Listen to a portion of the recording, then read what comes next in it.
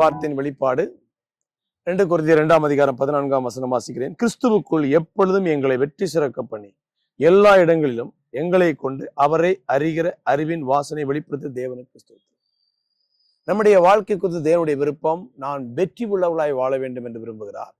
அதற்கான ஒரே ரகசியம் கிறிஸ்துவுக்குள்.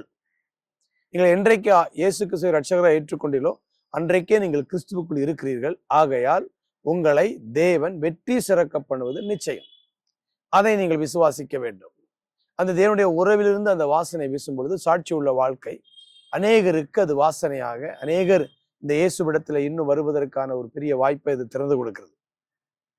அறிக்கையிடுங்கள், நான் கிறிஸ்துவுக்குள் இருக்கிறேன், ஆகையால் எனக்கு வெற்றி உண்டு என்பதை நீங்கள் அதுதான் உங்களுடைய இடம், அதுதான் தேவன் உங்களுக்கு வைத்திருக்கிற ஸ்தானம்.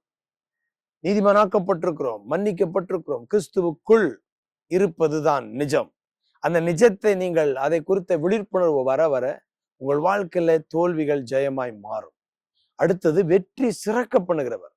நீங்கள் போராட வேண்டாம், அவரே உங்களை வெற்றி சிறக்க பண்ணுவார். எல்லா இடத்திலும், எல்லா ஏரியாவிலையும், வாழ்க்கையில எல்லா பகுதியிலும் நீங்கள் வெற்றி சிறக்கணும்.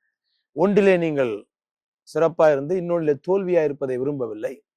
நீங்கள் ஹெல்த்ல, நீங்க வெல்த்ல, நீங்க ரிலேஷன்ஷிப்ல எல்லாத்திலையும் வெற்றி சிறக்க வேண்டும் என்று விரும்புகிறார்.